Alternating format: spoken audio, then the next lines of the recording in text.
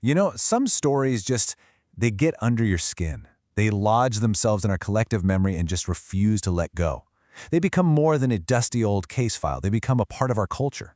And honestly, fewer is haunting or as persistent as the Black Dahlia. So that's the big question, right? It's haunted Hollywood for, over 75 years now. Why? Why does this one unsolved murder from 1947 still have such a powerful, almost magnetic hold on us? See, this isn't just some cold case file sitting in a drawer. It's been woven into the very fabric of Hollywood's identity. It's a dark, persistent chord in its cultural soundtrack. And that story, it all starts with an absolutely horrific discovery. All right, so let's start with what you could only call an American nightmare. We're going to dive right into the grim discovery that kicked this whole thing off. And you have to understand, this all happened incredibly fast. So January 15th, 1947. A woman is walking with her child, and she sees what she thinks is just a discarded mannequin in a vacant lot. But it wasn't. It was the body of 22-year-old Elizabeth Short. I mean, within hours, the autopsy was already underway. And thanks to some pretty new technology for the time, like an early photofax machine, they were able to use her fingerprints to identify her really quickly. And from there, the story just exploded. Almost overnight, it became this massive national media firestorm. But it was the forensic details that were truly chilling and what they implied about the killer. See, this wasn't some chaotic, messy crime. Not at all. The body was bisected with what investigators actually called surgical precision. It was drained completely of blood and had been meticulously washed clean. And the cuts on her face, forming that gruesome Glasgow smile, were inflicted deliberately. Now here's the crucial part. There was no blood at the scene. That told police one huge thing. She was killed somewhere else. And the killer, who clearly had some kind of medical or anatomical knowledge, posed her body there for someone to find. Okay, so the crime itself was beyond horrific. But the story that we all know today, well, that was largely shaped, and you could even say created, by the press. This is where the police investigation starts turning into a full-blown public spectacle. And this is where you see this really crucial split happen, the split between the person and the persona. So on one side, you have Elizabeth Short, a real person, a young woman from Boston, just trying to make it as an actress in post-war America, like so many others. But on the other side, you have the Black Dahlia. This was a total press invention. It was a nickname, probably a riff on a popular movie at the time called The Blue Dahlia. And it was catchy, it was mysterious, and it was dark. And just like that, this branding turned a real victim into a mythic noir character. And this new persona, this Black Dahlia character, it tapped into something way bigger that was simmering in society at the time. It basically kicked off a full-blown moral panic. All of this sensationalist media coverage just fueled this widespread fear. It played on everyone's anxieties about, the dangers facing young women who are out on their own in a big city, and this idea of a dark, seedy underbelly hiding just beneath Hollywood's glamorous surface. And this media frenzy, it had devastating real-world consequences. For one, Elizabeth Short's entire life was put under a microscope and weaponized, often in a really gross victim-blaming way.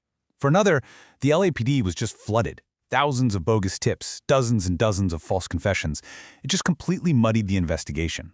And in the end, when the case went cold, it created this long-term skepticism, this real distrust in the police's ability to solve a crime this big. So with no official solution from the police, this vacuum was created. And nature abhors a vacuum, right? It was quickly filled with decades of speculation, wild conspiracy theories, and just outright myths. So let's try and separate some of that fact from the fiction. Okay, let's tackle two of the biggest myths you always hear. Myth number one, the killer was some famous Hollywood figure. Myth number two, some brilliant lone wolf investigator secretly solved it all. The reality? Look, a lot of high-profile names got thrown around, but there has never been any legally conclusive evidence linking any of them to the crime. And yet, tons of authors and amateur sleuths claim they've solved it, but their theories are all highly contested. As far as the LAPD is concerned, this case remains officially unsolved. Period. But there is one theory that has pretty much dominated the conversation for the last couple of decades, and it came from the most astonishing source imaginable. The theory points to a prominent, wealthy LA doctor named George Hodel, and the person accusing him? His own son, Steve Hodel, who just so happened to be a retired LAPD detective.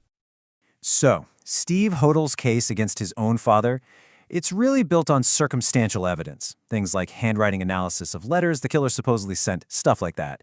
And his theory is incredibly influential. It's basically become the cornerstone for a lot of amateur online investigations. But, and this is a big but, critics are quick to point out there's no direct forensic link, no DNA, no hard evidence tying George Hodel to the crime scene.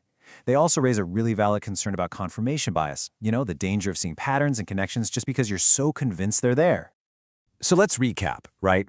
You've got an unsolved case, a larger-than-life icon created by the media, and this tangled web of really compelling but unproven theories.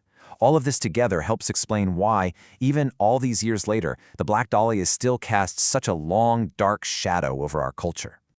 When you really look at it, the Dahlia's legacy is incredibly complex. I mean, sure, it's a massive pop culture fixture, but it's also so much more.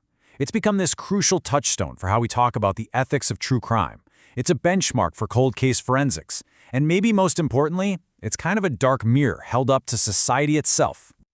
And let's be honest, probably the biggest reason this story has endured is because it's been told and retold endlessly in pop culture. I'm talking novels, films, podcasts, you name it. And you really can't talk about that without mentioning James Ellroy's novel, The Black Dahlia. It was a masterpiece. It didn't just tell the story, it completely cemented it as a modern American myth. It's the definitive piece of LA Noir, and it's influenced pretty much everything that's come after it. But beyond the pop culture, the case forces us to have a really important conversation about ethics. It makes us ask ourselves a tough question. In our fascination with all the gruesome details and the big mystery, are we forgetting that there was a real person at the center of this? All of that constant sensationalism, it runs the risk of re-victimizing Elizabeth Short all over again, stripping away her humanity and reducing her life to just a lurid plot point. And that really brings us to the final and maybe most important takeaway here.